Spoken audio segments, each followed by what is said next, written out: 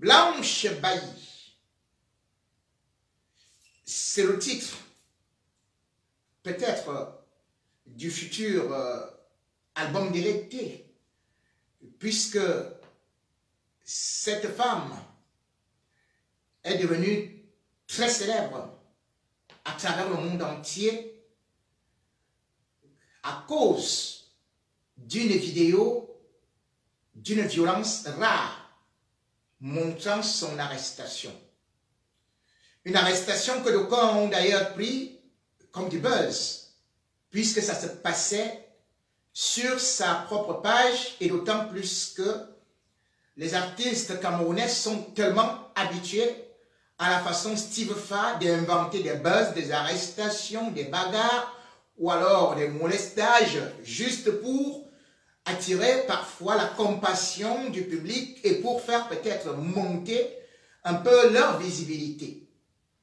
Et bien évidemment, ça a souvent marché, de telle sorte que même quand on subit des sévices, beaucoup de gens ne croient pas parce qu'ils se disent que certainement on est dans la théâtralité pour essayer d'attirer encore un peu plus des gens sur certaines pages ou sur certains murs qui sont parfois en somnolence, comme celui de Blanche Bailly qui cumule quand même 1 800 000 abonnés. Ce n'est pas donné à n'importe qui. Cela veut dire qu'elle attire beaucoup d'attention et qu'elle est parmi des personnalités qui comptent, non seulement pour la musique, mais aussi même pour le Cameroun, parce que elle est nominée aux Afrima, donc aux Afrima, autant pour moi, pour représenter le Cameroun dans la catégorie, bien sûr, de meilleur artiste. Ce n'est pas le procès ou la qualité de l'artiste que nous allons juger ici, mais de ce qu'elle a subi. Parce que c'est un être humain, et au-delà de ça, ça s'est passé devant son enfant, ce cri de bébé, devant les téléspectateurs, avec un policier qui, bien sûr, aujourd'hui peut diviser l'opinion. Certains le critiquent, d'autres le supportent, arguant que c'est grâce à eux que eux, ils ferment les yeux et dorment. Et par voie de conséquence, le peuple ne devrait qu'exécuter ce qu'un policier veut. S'il veut marcher sur toi, tu te mets à plat. S'il veut tirer sur toi, tu lèves les bras et tu dis, vas-y, parce que c'est toi qui détiens ma vie, qui détiens le pays, c'est toi qui assures la sécurité.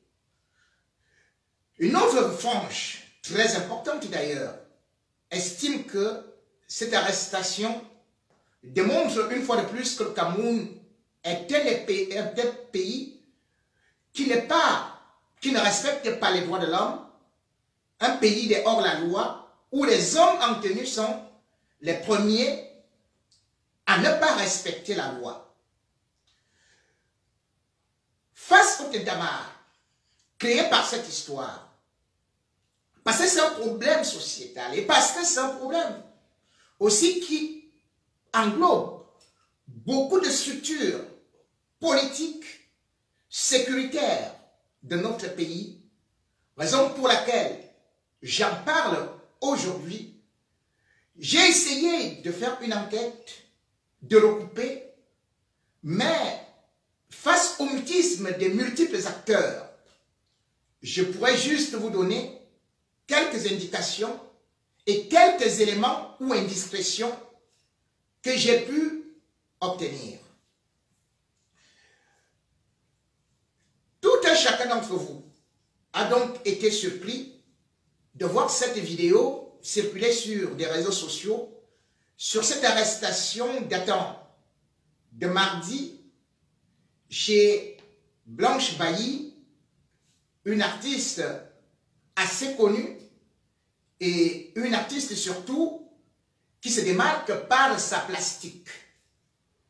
Mais cette arrestation a montré une autre image, un autre visage, parce que devant la violence, on avait découvert une autre Blanche Bailly dans la panique,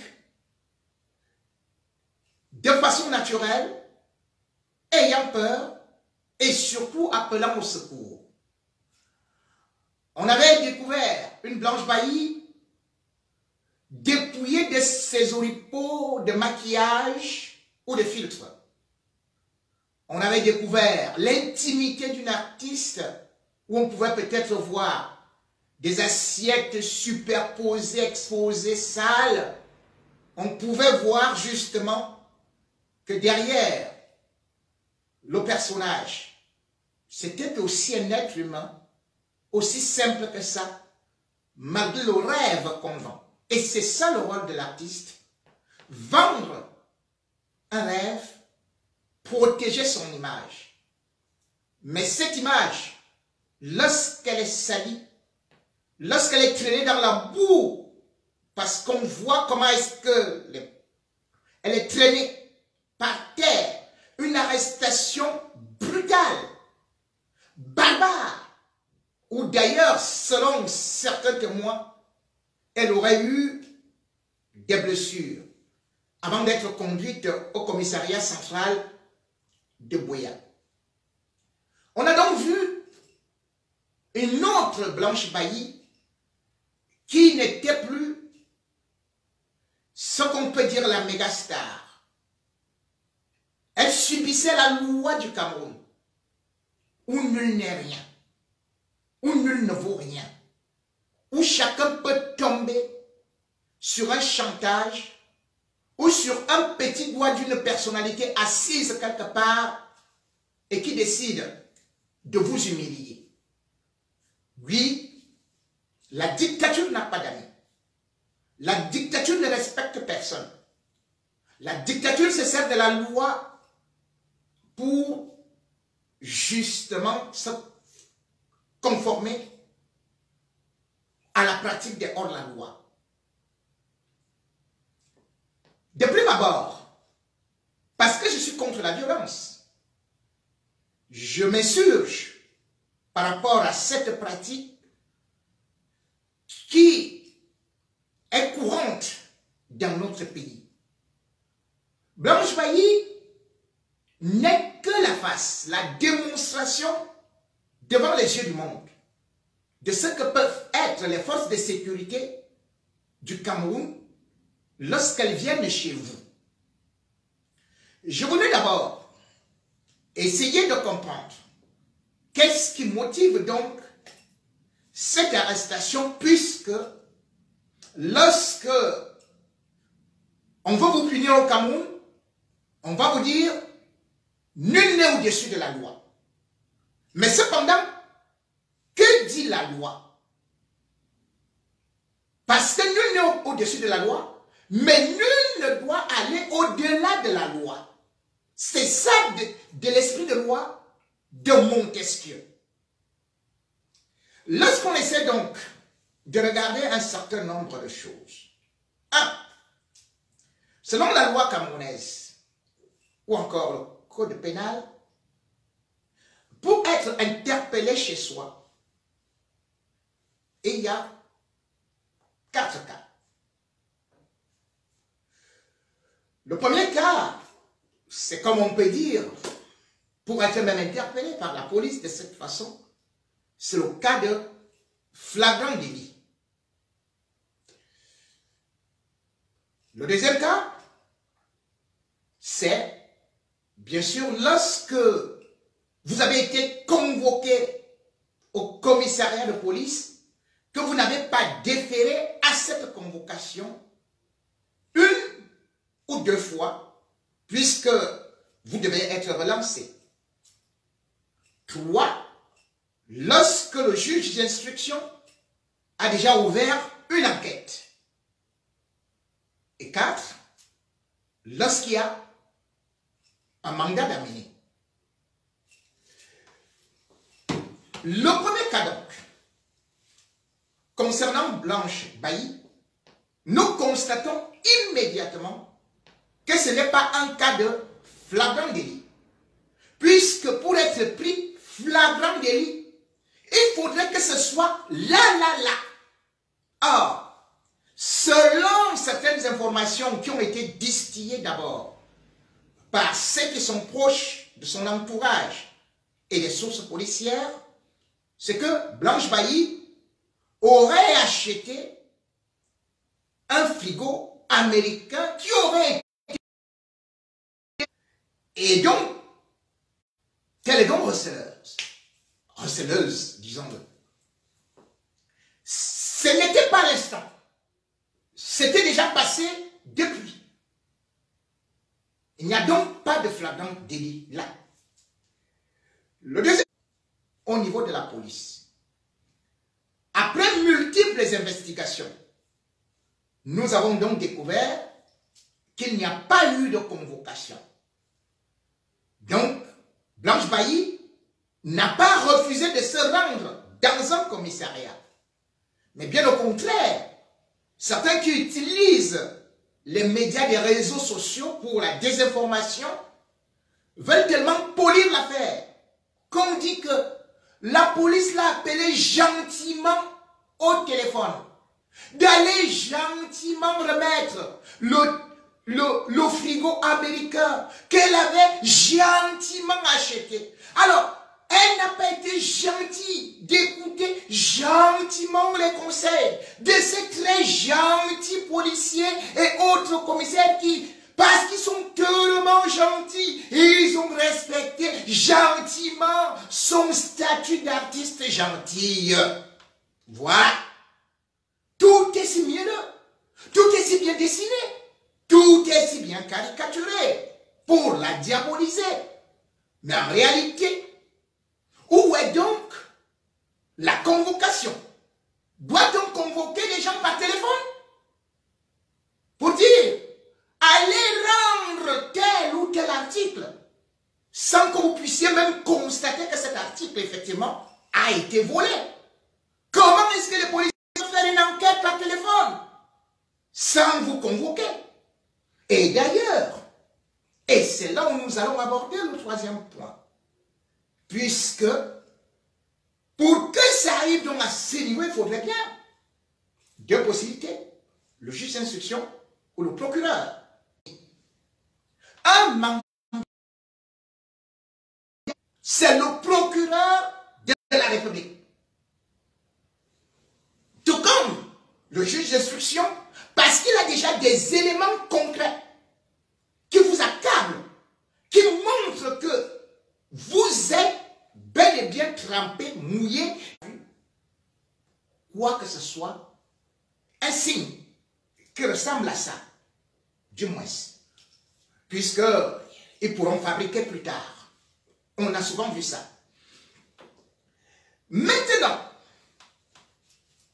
on va donc prendre le cas de ce procureur. Comment est-ce qu'il agit par rapport à ce qui s'est passé chez Blanche Bailly? Première des choses, on se rend compte que lorsqu'ils arrivent chez Blanche Bailly, selon le poste qui est partagé dans tous les réseaux sociaux, ils ont frappé gentiment,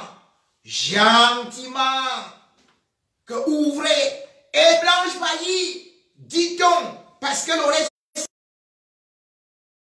a commencé à les engueuler, et ils étaient jusque-là très gentils. Très bien. Première chose, cette arrestation se passe au-delà des 18 heures. La deuxième des choses, selon ce que les grands connaisseurs et défenseurs du régime sont en train de dire, c'est qu'il faut obéir, il faut coopérer. Il faut obéir, il faut coopérer. C'est bien beau. Mais faut-il coopérer avec quelqu'un qui n'est pas dans le droit? Puisque au moment où vous devez amener quelqu'un, vous devez lui présenter un mandat d'amener. A-t-on présenté, avez-vous vu sur cette vidéo un mandat d'amener signé par le procureur de la République. Nada. Deuxième des choses, dans un tel cas, l'officier de police judiciaire qui est sur place doit contacter le procureur de la République en cas de flagrance délit. C'est-à-dire que si vous trouvez même quelqu'un qui est en train de voler, lorsque vous l'avez immobilisé, c'est toujours le procureur de la République qui doit agir.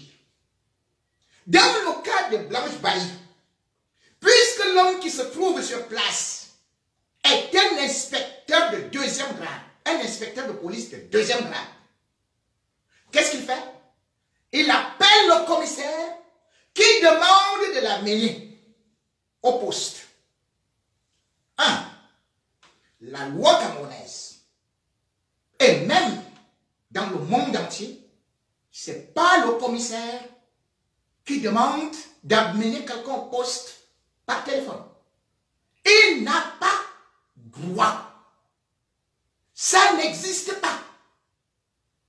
Parce que l'homme qui est sur place et qui est inspecteur de deuxième grade, dès que vous avez déjà le grade d'inspecteur de police, vous êtes ce qu'on appelle dans le réseau judiciaire un officier de police judiciaire. C'est-à-dire que vous pouvez avoir le galon d'inspecteur, vous pouvez avoir le galon de commissaire, vous pouvez avoir le galon de commissaire divisionnaire et tout et tout.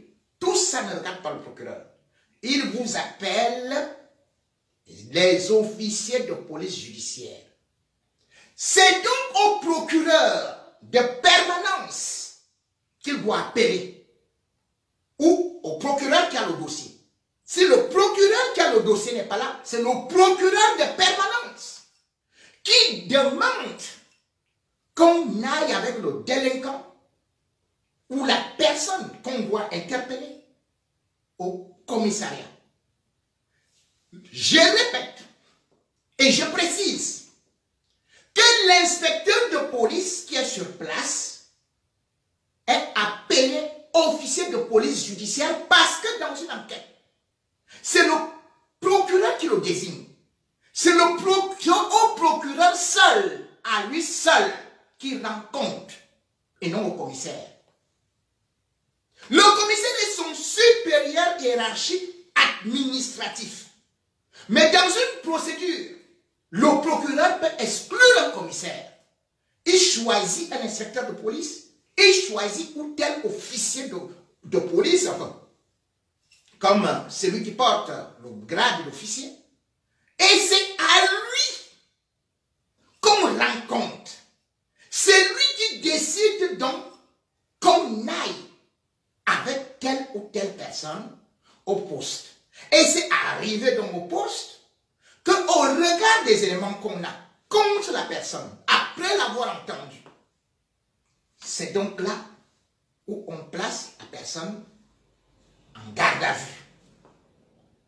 Dans la vidéo, vous avez donc constaté que l'officier de police judiciaire, je dis bien sur place, il est officier de police judiciaire. Le commissaire de police qui n'est pas là n'a pas le rôle d'officier de police judiciaire, ne peut donc pas décider. Seul le procureur décide à cet instant. Lui, il appelle donc son commissaire et son commissaire demande qu'on l'arrête. Il y a donc une entorse à la loi. Quand on ne peut pas respecter la loi alors qu'on incarne la loi, parce qu'on a les habits et le statut qui vous demande de respecter la loi, lorsque vous arrivez donc chez quelqu'un, vous faites une incursion, une véritable violation de domicile, sans mandat d'amener, sans perquisition du procureur de la République, vous êtes quoi à cet instant-là? Donc si mon voisin est commissaire, si mon voisin est inspecteur de police, il a le droit de venir chez moi me trouver nu. Il a le droit de venir dans ma chambre, fouiller et m'arrêter et me dire,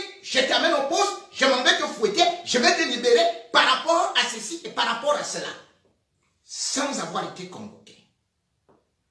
Voilà donc des entorses qu'il faut d'abord souligner et non se mettre dans un chauvinisme, dans un patriotisme idiotique, ignorantiste, de dire que oui, c'est un homme de loi, il faut les respecter, il faut faire ceci, il faut... Mais attendez, on a bien vu des hommes de loi qui sont traduits en justice. On a bien vu des commissaires qui ont été dépouillés de leurs galons. On a bien vu des officiers supérieurs aller en prison. On a bien vu des bandits avec des armes, des policiers, des inspecteurs de police, de commissaires, qui ont été jugés au tribunal militaire parce qu'ils collaboraient avec des bandits dans des quartiers. Être donc de la police, de la gendarmerie ou militaire ne veut pas dire que vous êtes innocent et que vous pouvez tout faire. Ça ne veut pas dire que vous allez profiter du fait que vous portez ces habits pour être vous-même au-dessus de la loi. Pour que les autres respectent la loi, il faut d'abord soi-même respecter cette loi. Dans le cas de Blanche Mailly, nullement la loi n'a été respectée. D'aucuns on dit, et d'ailleurs, je suis d'accord avec eux sur ce point, qu'elle a utilisé son garçon comme bouclier. Un enfant ne saurait être utilisé comme un bouclier humain. Mais en même temps, quelle maman peut-on arrêter devant son bébé puisque on ne l'a pas attrapé dehors, on l'a attrapé chez elle. Elle ne peut être qu'avec son enfant. Un enfant voit des individus qui arrivent armés. Que devrait-elle faire? Certains dit qu'il faut aller l'enfermer dans une chambre. Ah! Avait-elle déjà même... Est-ce que ce garçon avait déjà mangé? Vous ne vous posez pas des questions? Et si sa maman est placée en garde à vue, est-ce que à cet instant-là, cet officier de police judiciaire a prévu d'autres choses pour au moins sécuriser cet enfant? C'est vrai, on arrête des mamans avec des bébés. Et d'ailleurs, on peut arracher même le bébé à une maman qui n'est pas digne et la replacer ailleurs. Parce qu'on s'est dit, l'enfant n'est pas en sécurité. C'est pour ça que dans certains services, il y a ce qu'on appelle dans certains commissariats, pas dans certains, tous les commissariats doivent travailler avec des services sociaux pour de tels cas. Cela veut dire que si vous prenez une femme qui a un jeune bébé, comme c'est le cas de Blanche Mailly, vous devez d'abord sécuriser cet innocent. Donc même avant de procéder à l'arrestation, c'est cette femme des services sociaux qui devrait entrer en action, négocier avec la maman, ou alors distraire l'enfant pour que l'enfant ne soit pas là, ou alors savoir que l'enfant devrait manger tété. On ne va pas dire qu'on est venu parce que le frigo américain a fait que le frigo, prenez, c'est très grave. Et on ne s'occupe pas de l'enfant. Et vous dites qu'elle a utilisé l'enfant comme un bouclier. J'ai dit bien qu'elle était chez elle. Flagrant délit, elle n'était pas dehors. Et l'action ne se passait pas à l'instant T. C'est donc un souci d'humiliation, un plan diabolique de bêtification. C'est même, je ne sais quel adjectif qualifier par rapport à ce qui s'est passé. Et que d'aucuns continuent à vouloir démontrer que la police était dans ses droits, sans même demander le b.a.-ba du droit. Ils l'ont déjà condamnée, sans l'avoir jugée, sans avoir eu des éléments contre elle, juste avec quelques ramassis de témoignages balancé par les apparatchiks du gouvernement. Soit. Nous avons donc essayé de comprendre, au-delà du scandale en Mondovision de cette arrestation, ce qui est reproché à Blanche Bailly. Eh bien, certains, pour la première version, qui est en circulation, c'est le vol d'un congélateur américain. Certains veulent nous faire croire et nous témoignent que c'est une personnalité très connue au Cameroun, dans le monde, qui a été victime de ce vol. On a vidé sa maison. Et cette personnalité, au bout du compte, s'est rendu compte que son frigo américain se trouve chez Blanche Bailly. Ah, mesdames et messieurs, connaissez-vous le nom de cette personnalité? Dans quel pays on a vu qu'on ne connaît pas le plaignant?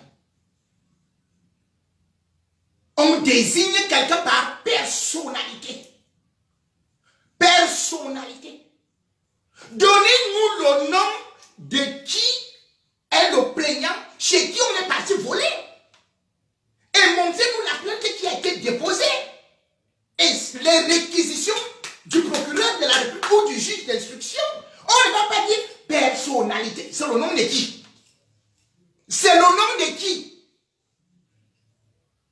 Et vous êtes là en train de dire personnalité. Donc quand on est personnalité, vous partez porter plainte. Et il n'y a plus à mettre le nom. Deux, parce que la chimie magique, prophétique, cet homme, cette personnalité, a su que son frigo américain se trouvait chez Blanche Bailly. On nous dit donc que, oui, il semble que le voleur, lui, il a été pris. Il a tout avoué. Et puis on a demandé à Blanche Bailly, la personnalité en question, de déposer le frigo américain.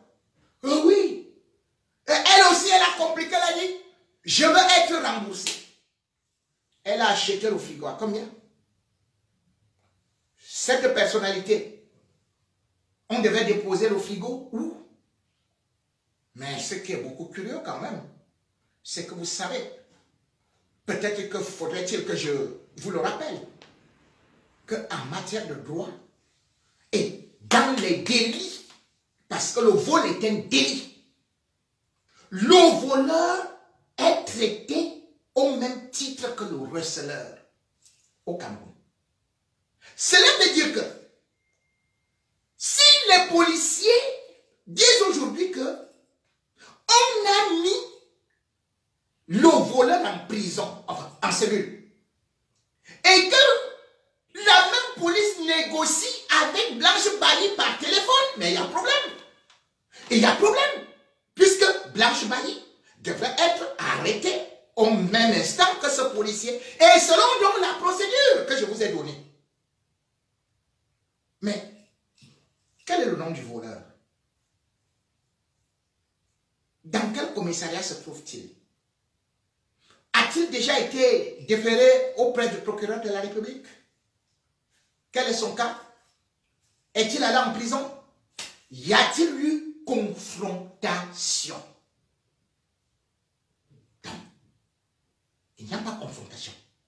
En pleine nuit, on vient chercher une femme. Mère d'enfant, on ne sait pas.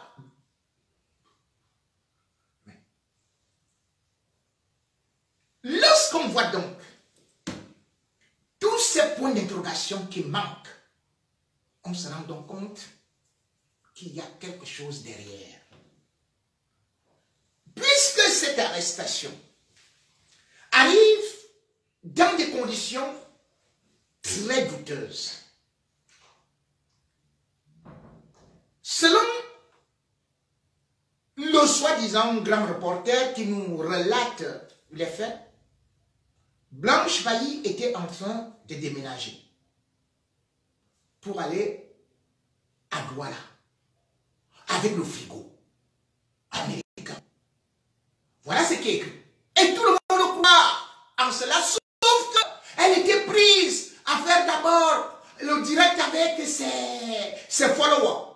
Ah, vous avez déjà vu un Bangladesh qui cherche à s'enfuir, qui dit avant de m'enfuir, là j'ai fini d'abord de faire le direct. Hein.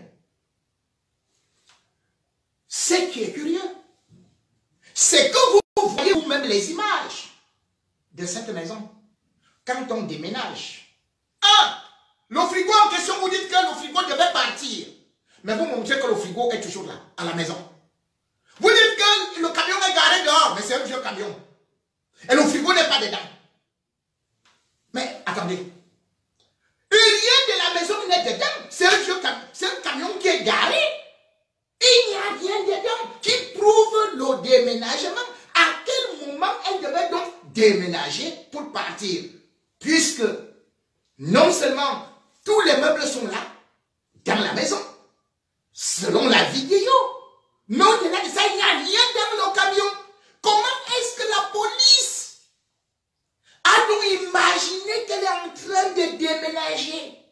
J'ai dit, la police là, au Cameroun là, c'est déjà les charlatans, c'est les voyants, c'est les marabouts. Donc ils lisent tes pensées.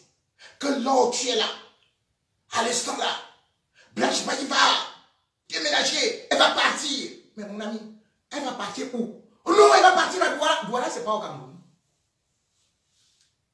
Douala, c'est pas au Cameroun. Mais si donc elle déménageait, pour qu'il y ait donc flagrant délit, vous laissez qu'elle mette donc le frigo dans le camion.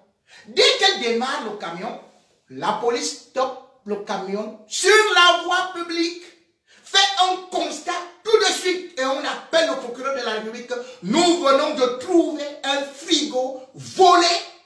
Le voilà qui est en train de déménager. On est en train de partir avec ça à tel ou tel. Là, c'est du flagrant délit. Mais la police, on me dit que la police a eu peur que le frigo la déménage. Donc la police n'a pas eu de patience. Mais la police a quand même eu de la patience à appeler Blanche Bailly au téléphone, à l'attendre, à faire ceci et cela. Et subitement ce jour-là, la police a dit c'est très grave. Sinon, mais on dirait que même quand il y a enlèvement d'enfants, je n'ai jamais appris qu'on arrête quelqu'un parce qu'il aurait l'intention d'aller enlever l'enfant. Lorsque les services de renseignement ont cette information, ils viennent, même en civil, ils se mettent à te guetter. Ils savent, ils communiquent, ils disent que tel, ils viennent déplacer, je vois ceci, je vois cela, je vois ceci, je vois cela, je vois. Mais c'est sur des faits. Et non sur des imaginations, des rêvasseries qui n'ont rien à voir avec la justice. Passons. Maintenant, selon toujours ce qui revient de ces renseignements que nous avons donc vus et que vous avez vus et que nous essayons juste de disséquer, c'est que Blanche Bailly est arrêtée donc au-delà des 18 heures, traînée par terre, et on part avec elle au commissariat central, sur ordre du commissaire. À 21 h, elle est libérée. Expliquez-moi, je ne comprends pas. Je ne comprends pas. La garde à vue au Cameroun, c'est 24 heures, 48 heures, 72 heures. D'autres font même un mois en garde à vue. La grande bandite criminelle internationale arrêtée comme Ben Laden chez elle n'a pas fait 3 heures de garde à vue. À quel moment l'a-t-on entendu? Pour vous libérer, il faut bien être entendu. Et on n'a jamais entendu quelqu'un en train. Comment à 18 heures, été, avec les Kalachnikovs, après avoir dépouillé toute l'Amérique, elle a ramassé les grands frigos là-bas. Bailli frigo se retrouve donc au moment où on croit qu'on vient de la mettre dans le frigo en cellule. On nous dit que non. Elle est maintenant au chaud chez elle. Et le plus beau dans tout ça, c'est que c'est un beau monsieur qui est arrivé. Subitement, à cet instant-là, au lieu de s'occuper des affaires du Cameroun, il se retrouve au commissariat. Monsieur le gouverneur. C'est Dieu. À quel niveau un gouverneur doit se présenter dans un commissariat? Je dis, c'est quel le plaignant? Le gouverneur là, au Calais village, c'est lui qui était le plaignant. Et il est parti dire que je lâchais. Mais le gouverneur est devenu le procureur. Mais le gouverneur est devenu juge d'instruction. Mais en matière de justice, quel est le rôle du gouverneur dans une affaire où on vient de t'arrêter et le gouverneur se déplace? Ou même le gouverneur donne des instructions. C'est ça le rôle d'un gouverneur. Hein? Que dans une affaire de frigo américain, volé, je ne sais pas si le frigo là a été volé chez Bia, parce qu'on dit que c'est une grosse nationalité connue de tout le Cameroun. J'ai cherché la grosse nationalité connue de tout le Cameroun. J'ai dit, ça peut être, peut-être que ça peut être, non, si ce n'est pas Paul Biya, c'est John Goody. Après, j'ai même demandé à d'autres Camerounais, vous connaissez qui est John Goody? On a dit, on ne le connaît même pas. Donc, ils ne connaissent même pas le Premier ministre. Après, il dit, oui, peut-être sur le frigo de Samuel et tout, hein. Ça peut être, parce qu'il semble même qu'on l'avait vu là. Mais, sauf que le problème, c'est que, bon, j'ai déjà cherché. Et subitement, je découvre que c'est le gouverneur qui est arrivé. Et on a libéré Blanche Bailly. Vous avez volé. On n'a pas récupéré le frigo. On vous a arrêté. C'est le commissaire qui a demandé. Amenez-la moi. Et puis vous êtes libéré.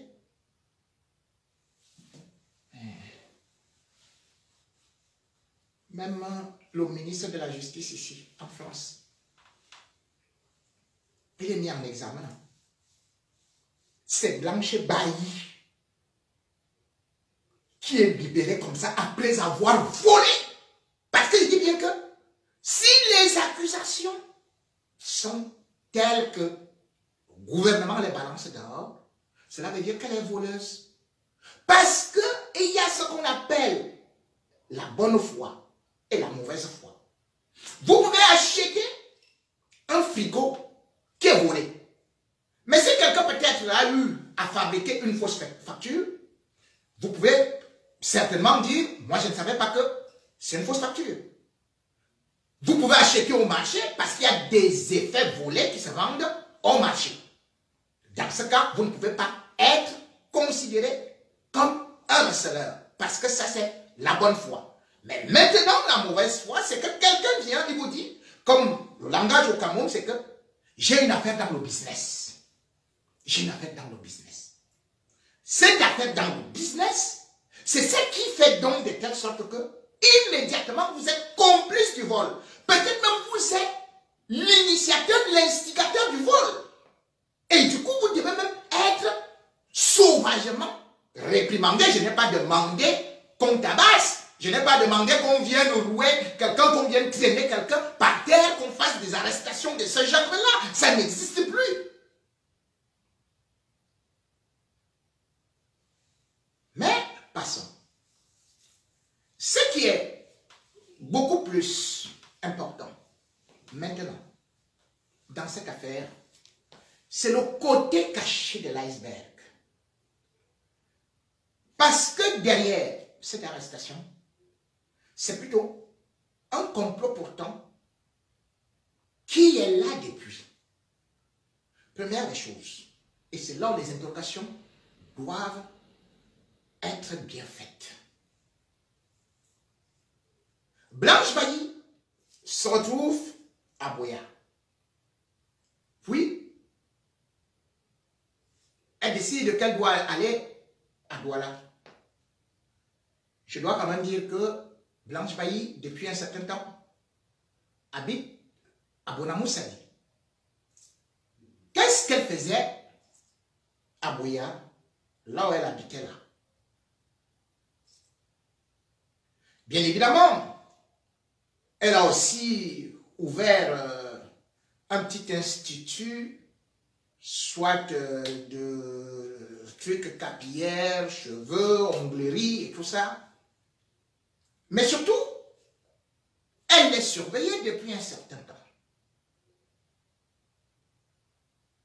Et c'est là qui est beaucoup plus intéressant. Le 14 juin 2022, Blanche Bailly est annoncée à l'ouverture d'une boîte à Boya qu'on appelle Las Vegas VIP. Des informations reviennent donc au niveau des renseignements qu'elle entretiendrait des relations avec les Amazoniens. Et pour un tel événement, bien évidemment, on envoie les services de renseignement qui se retrouvent aussi dans la salle. Et selon les éléments que moi j'ai eus, bien sûr que les Amazoniens la connaissent très bien. Et bien sûr également que ceux qui ont fait des rapports contre elle n'ont jamais dit que à tel ou tel endroit, il n'y avait pas ceci, il n'y avait pas cela. Mais ils ont fait plutôt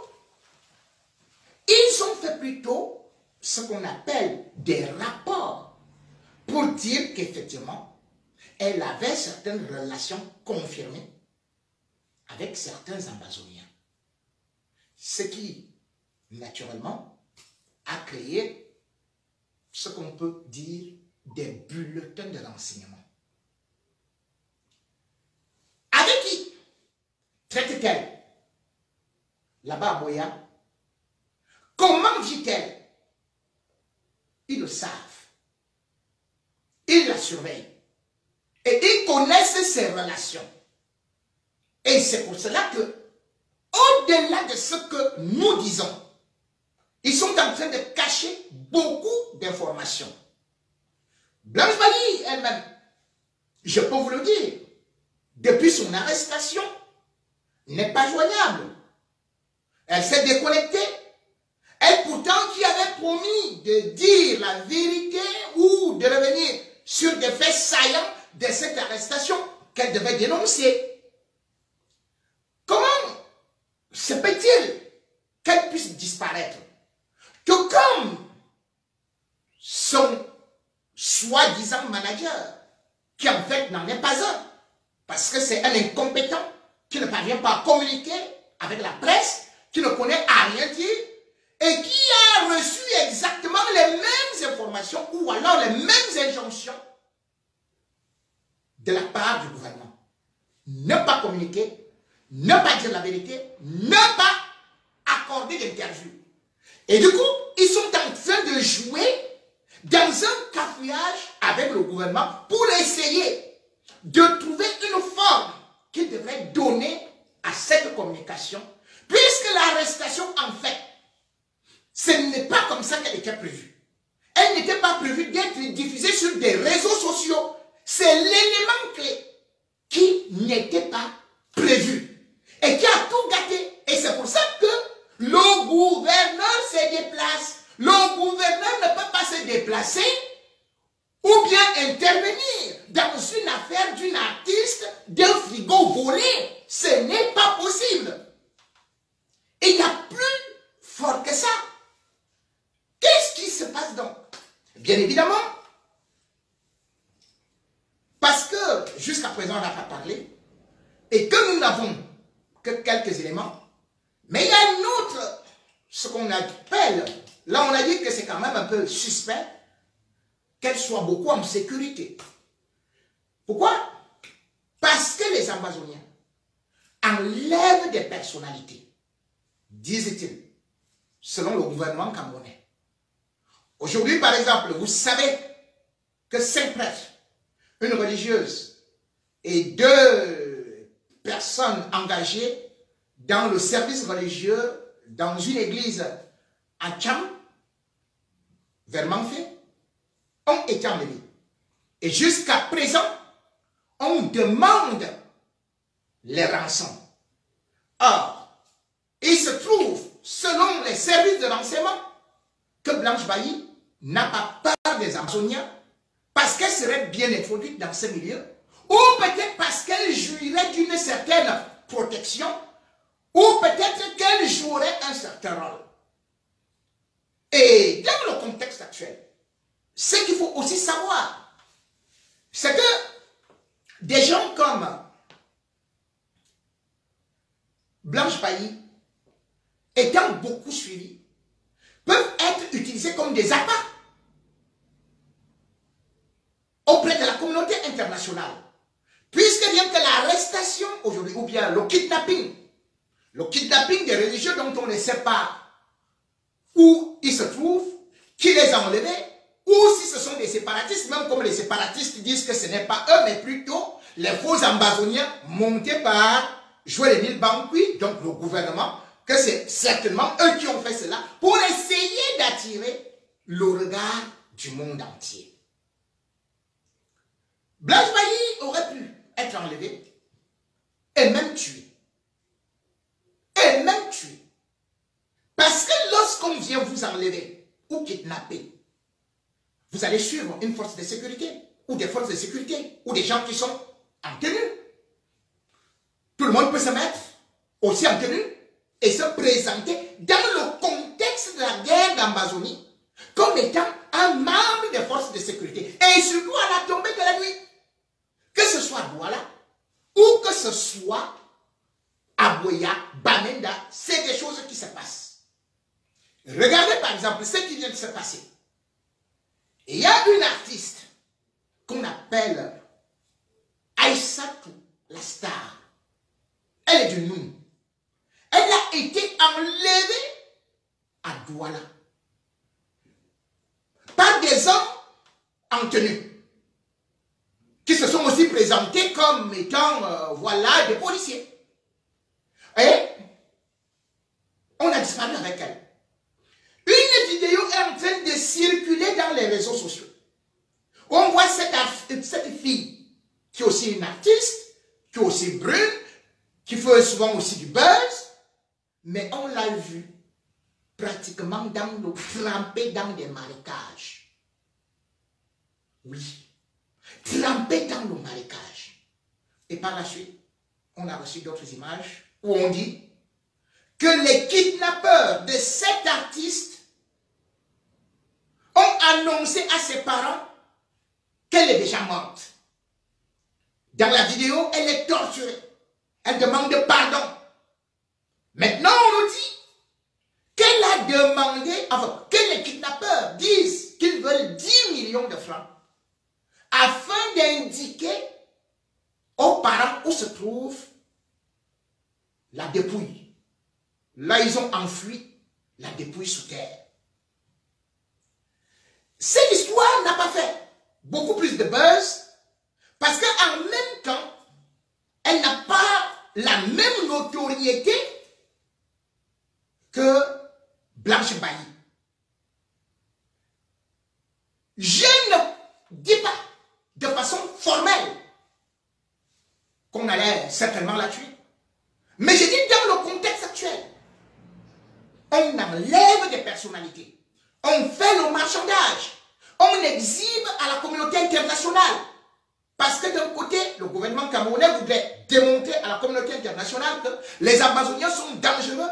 Les Amazoniens, c'est des terroristes. Les Amazoniens égorgent des femmes. Les Amazoniens enlèvent les religieux. Les Amazoniens font ceci. C'est donc une guerre de communication. Et cette guerre de communication ne date pas d'aujourd'hui. Puisque cette guerre, on l'a aussi vu avec Florence Ayafor. Rappelez-vous que une jeune dame dans des conditions incroyablement horribles, a été abattue. Elle était gardienne de prison. Elle avait été enlevée alors qu'elle se trouvait à Taping dans un deuil. Elle a été enlevée sur une moto. Cette dame-là, rappelez-vous, le 29 septembre 2019, comment nous avons vu cette femme se fait égorger. Égorger. Et on connaissait l'égorgeur, Clovis Achat. Donc on disait qu'il faisait partie du groupe des Ambai Boys, version Akangaji. Cette femme était gardienne de prison ou à Bamenda. Et avant qu'elle ne soit enlevée, elle avait été convoquée par le régisseur. Et puis avait été convoquée par le gouverneur le 24 septembre 2019. Le gouverneur Lélé.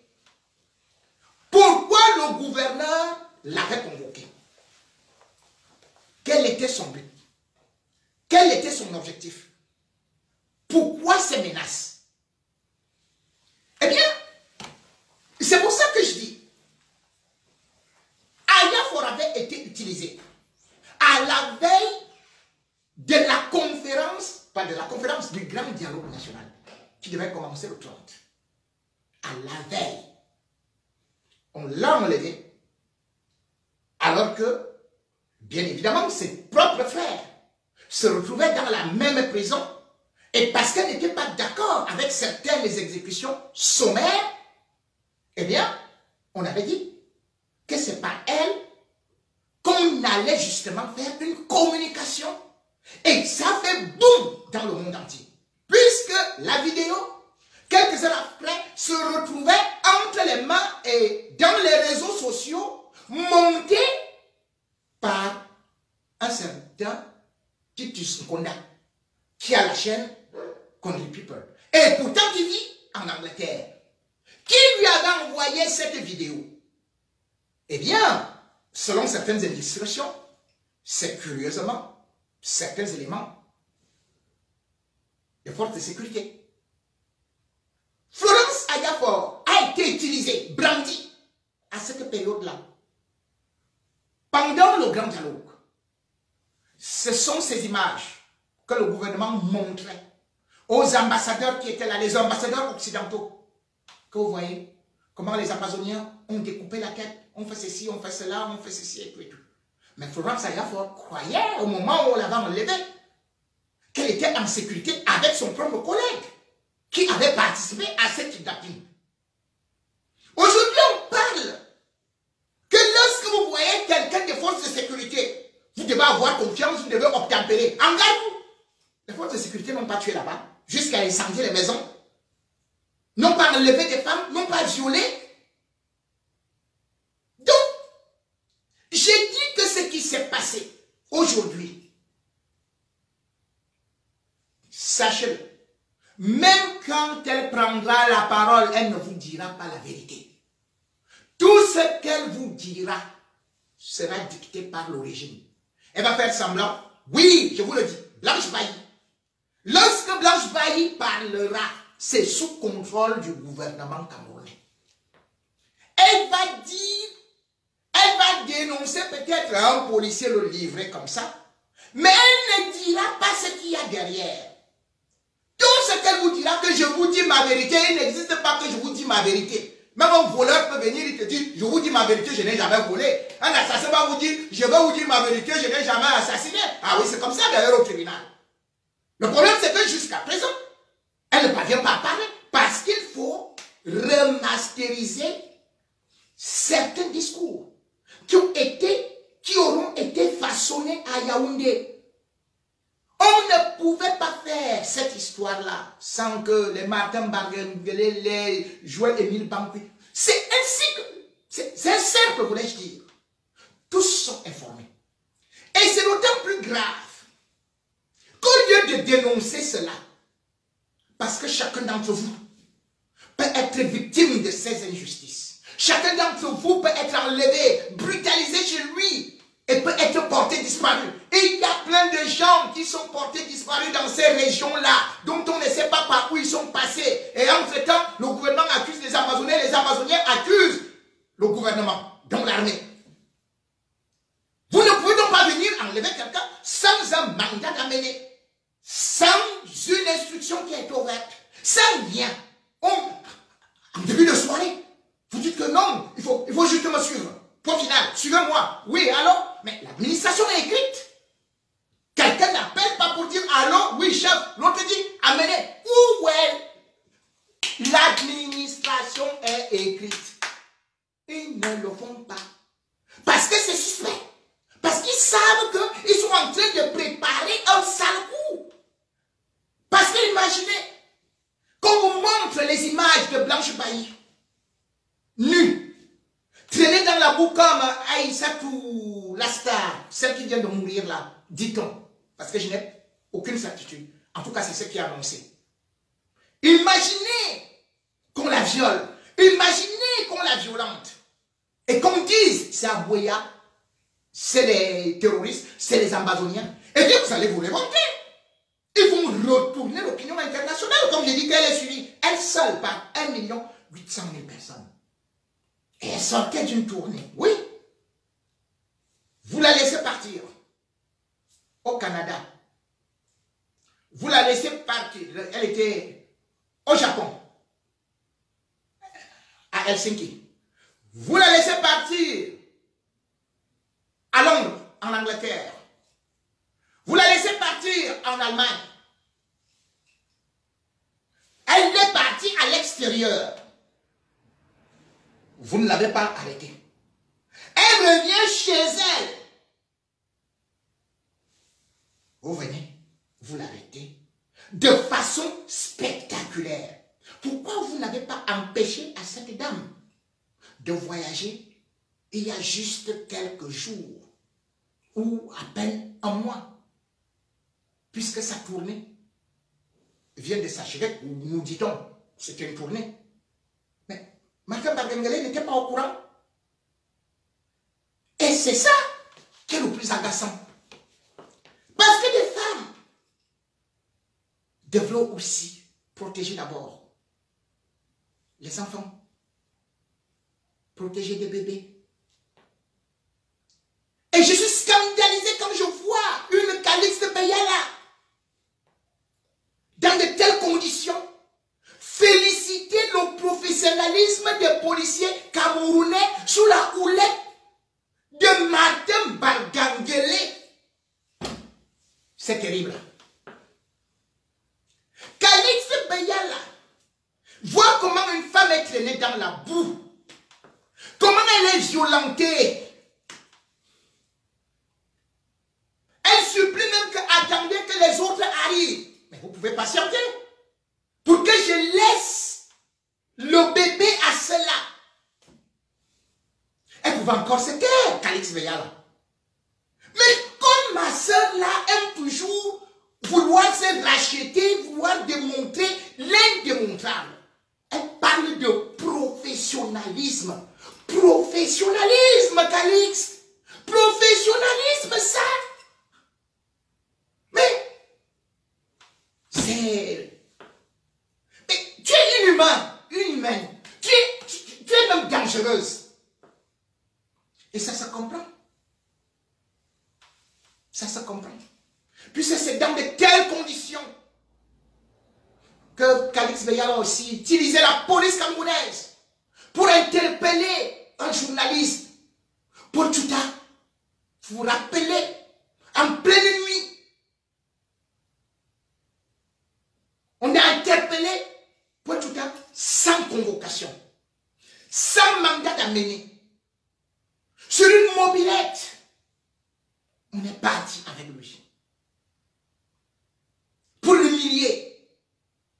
Et Calixte Beyala, contrairement à ce que la justice dit, que quand vous avez déjà, quand une affaire est en justice, on ne commande pas. C'est elle qui était la première à publier sur les réseaux sociaux, vantant qu'elle avait arrêté un journaliste d'ailleurs qui traitait des Lilloises. insulter, rabaisser ce garçon-là. Qui, alors que la loi du Cameroun dit que, en matière, ceux qui ne veulent pas respecter la loi, en commençant par Calix Beyala, qui a profité du fait qu'elle sortait avec le directeur du cabinet civil, Bondayolo. De toute façon, c'est Belaké qui le dit, hein. Et il y a toujours des preuves au niveau du Hilton, là où elle était, du Montferrand, là où elle était logée, au frais de l'État, des mois et des mois, au frais du cabinet civil. Eh bien, on a ordonné comme ça, allez arrêter Pochuta. Donc, au Cameroun, dès que vous connaissez quelqu'un, dès que vous sortez avec un grand, dès que vous faites ceci, il dit, allez, arrêtez-elle, on vous humilie. Il n'y a pas de droit. Et c'est comme ça que Pochuta a passé 2 ans de sa vie. 2 ans de sa vie en prison. Alors que la loi du Cameroun dit, non seulement il y a vice de procédure dans l'arrestation, vous partez mettre le gars d'autrui en cellule, et puis vous le condamnez à 2 ans. La loi dit 6 mois. Vous allez jusqu'à 2 ans. Pourquoi ne t-on pas apprécier? Puisqu'on est allé avec Pochuta à la PJ. Donc il applaudit, elle applaudit donc. Madame Bagangele, parce qu'il a suffi qu'elle appelle. Il a suffi qu'elle appelle au procureur Maka. Il a suffi qu'elle appelle Madame Bagangele. Parce qu'elle a entretient ces relations-là. Madame Bagangele est un professionnel.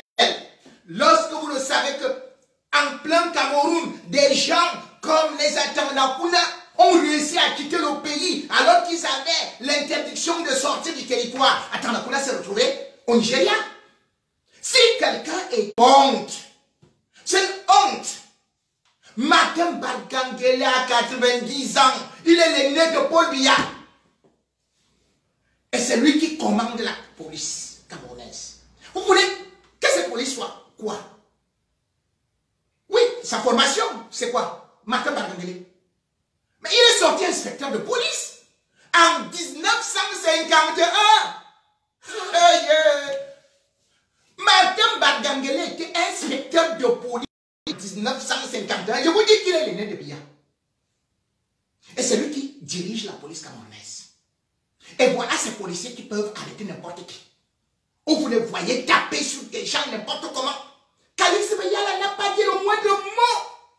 Lorsque Maman Pilon, on a vu devant. Et elle vient d'ailleurs de le dire. Parce qu'elle a juste voulu marcher pour le MRC. Elle est pourtant du village de Paul Biya. On l'avait attrapée en Kouaban. On l'a tabassé, humilié. Finalement, on l'a déporté où? En fou. C'est ça le professionnalisme? Pour ce papier-là?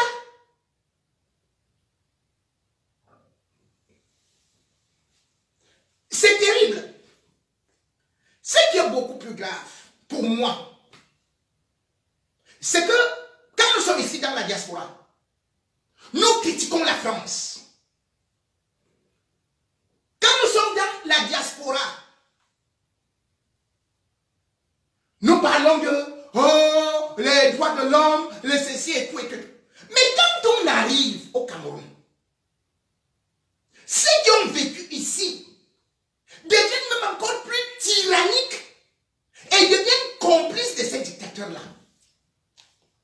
Vous vous rappelez, Calixte, ma soeur, je te rappelle quelque chose. Tu acceptes que les policiers humilient les femmes au Cameroun. Il y a même des arrestations. Comme vous dites qu'il faut se laisser faire. Samuel Ouazizi s'est laissé faire. Quand on a voulu l'arrêter, c'est un journaliste. Où est son corps? Il est mort depuis. On l'a tué dans la cellule en 2019. On n'a jamais vu son corps. Vous dites que non, il faut coopérer. Mais il avait coopéré. Il n'avait pas d'armes. Mais on l'a tué. Mais c'est pas là où je viens. Je viens sur Calix. Calix est ici. Elle s'enfuit. Elle va se réfugier parce qu'on lui a promis le poste de ministre au Cameroun. Mais au moins, quand elle est déçue, qu'elle prenne la défense des femmes. Qu'elle prenne la défense de celle-là qui n'a rien commis comme meurtre et qui mérite d'être jugée et non d'être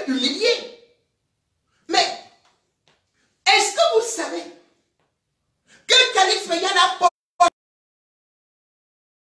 contre la police française, traité la police française, pas qu'elle a porté plainte, elle a traité la police française de raciste. Elle a dénoncé la police française pour une arrestation de sa fille. À mon tour, sa fille sort le couteau pour finir avec le monsieur. Le monsieur dit, je suis mort. La police arrive. On prend la fille de Calix Beyala. On va la placer en garde à vue.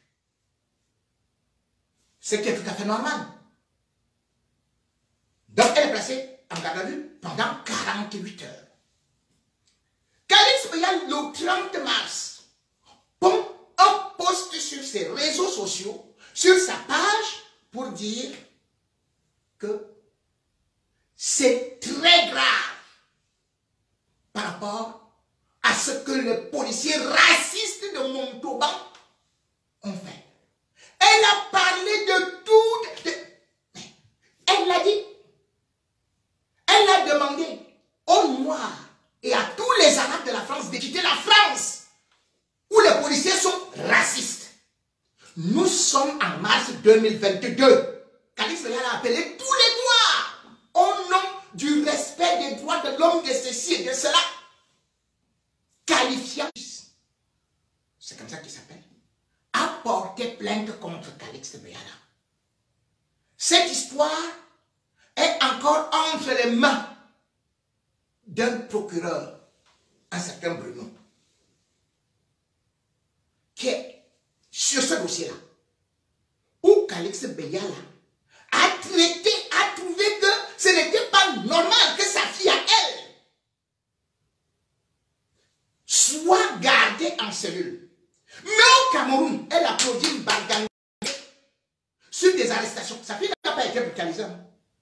Sa fille, maintenant, le 7 avril 2022, alors que c'est la police, les syndicats de policiers, l'Alliance, le syndicat de police, l'Alliance, est en train de poursuivre sa mère. Elle va maintenant porter plainte en disant, on vous donne la nourriture là-bas, en cellule au Cameroun, combien de fois? Quels sont les... Et elle dit que quand elle voulait dormir, on avait allumé. Et puis son compagnon qui avait appelé les policiers dit maintenant qu'il n'y a pas il n'y a pas de partie civile parce qu'il n'a pas porté plainte. Donc elle porte plainte contre les policiers. Voilà Calix Beyala qui ne respecte pas la police française. Elle est française hein, parce que le Cameroun ne connaît pas la double nationalité. Elle est française. Elle porte plainte contre la police française. Sa fille poursuit la police française. Elle insulte la police française. Elle est maintenant poursuivie par des tribunaux français. Elle va applaudir pour l'arrestation de Blanche Bailly. Moi, je ne peux pas accepter des injustices. Si Blanche Bailly est dans elle doit être arrêtée conformément à la loi. Et même pendant son arrestation, elle est présumée innocente jusqu'à ce qu'elle soit jugée. C'est-à-dire que le commissaire n'a aucun droit de mettre quelqu'un en cellule sans l'ordre du procureur. Le commissaire n'a aucun droit de donner des instructions au téléphone. C'est pour qu'il n'y ait pas d'abus. Un pays où vous avez les commissaires de police qui prennent, qui disent qu'à la retraite, elle fait ceci, mais ce n'est pas pour un pays. À ce niveau, je peux partager. Peut-être, c'est la députée du PCRN. Elle n'a pas été arrêtée, je n'ai pas été d'accord qu'elle aille insulter un policier. Et d'ailleurs, aujourd'hui, on dit que celle-là, elle a qualifié le policier d'ambazonien. Alors que c'est elle qu'on qualifie plutôt d'ambazonienne. Maintenant, ils cherchent à emballer ça d'une autre façon. Mais est-ce qu'on venait l'arrêter? Parce qu'elle est partie insulter un policier que tu as ambazonien. J'ai la vidéo. Je n'ai pas... Mais attendez. Vous voulez embarquer quelqu'un et vous dites que oh, égal ambazonien. Mais attendez, vous ne pouvez pas embarquer quelqu'un dans de telles conditions. Et surtout, comme je le dis, lorsqu'on ne peut pas respecter la loi, on est soi-même hors la loi. L'envahie pourrait demander réparation. Mais malheureusement, elle va se lancer dans des compromissions. Parce qu'au Cameroun, la victime, on sait la retourner. Et même ceux qui te défendent après, tu te mets plutôt à tirer contre eux parce que tu deviens un agent du régime. C'est malheureusement ça. Nous sommes dans un pays où il n'y a pas la solidarité, où les victimes se transforment en bourreaux, où les victimes profitent parfois d'une certaine situation pour finalement travailler avec le régime. Celui-là oubliant que lui, j'ai risqué ceci. Mais s'il n'y avait pas la mobilisation de l'opinion nationale, internationale, si je n'étais pas connu, qu'est-ce qui me serait arrivé? Je devais donc profiter de ma notoriété pour passer des messages, pour décrier les injustices. C'est aussi ça le rôle d'un artiste. Vous avez pu voir combien d'artistes camerounais ont encore cette capacité de pouvoir dénoncer, cette capacité de pouvoir être à côté du peuple pour voir des problèmes de société. Rare. Oui, il était une fois Lapiro de Mbanga. Oui, Lapiro de Mbanga, lui, il pouvait dénoncer. Et c'est aussi comme ça qu'on a vu. Lui, il a été maltraité, arrêté avec une certaine violence. Qu'est-ce que j'ai dit? Avec la plus grande violence où on l'accusait même d'être aussi dans des émeutes de la faim. Parce que les artistes sont toujours présentés finalement par ce régime-là comme des criminels. Pour faire les campagnes électorales, les artistes sont devant. Pour aller étudier, ils sont devant. Et puis, on les retourne, on les ridiculise et on se moque d'eux. On jette. Lapiro de Mbanga est mort après avoir été humilié, emprisonné. Combien d'artistes par solidarité ont manifesté? On a regardé Longuet la dernière fois se faire arrêter par jouer les 1000 panquis. Qui l'a tabassé, qui l'a humilié. On a arraché son passeport. Interdit de voyager. Combien d'artistes camerounais se sont mobilisés? Oui, nos artistes, c'est venir se présenter devant les caméras, mettre le rouge à lèvres, montrer les grosses fesses, attacher les mèches comme ça, et l'autre les vestes. Mais voilà ce que nous savons faire. Montrer de la plastique. Oui, ne vendre que tu vends. Pas importante dans des situations de la défense des droits de l'homme. Combien d'artistes camerounais se sont levés quand ils ont vu leurs compatriotes, leurs collègues.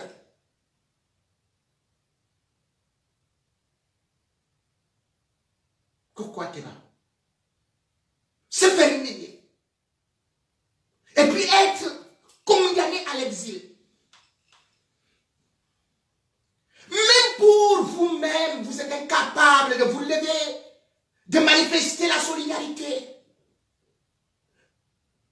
Regardez ce que les artistes font au Nigeria. Et pourtant, ils ont de l'argent, mais ils se dressent contre le régime de Buhari et de n'importe quel régime. Regardez ce que les artistes ont fait, ont composé en Côte d'Ivoire. Pour que, au moins, la guerre finisse. Combien d'artistes camerounais ont composé pour la guerre au Nozo? Oui, c'est là-bas où se retrouve finalement Blanche Bailly, en pleine guerre. Mais sa plus grande inspiration, c'est que bonbon, le bonbon qui ne finit pas. Le bonbon a sucé, le bonbon a fait quoi? Le bonbon au chocolat a fait que le bonbon... Quoi?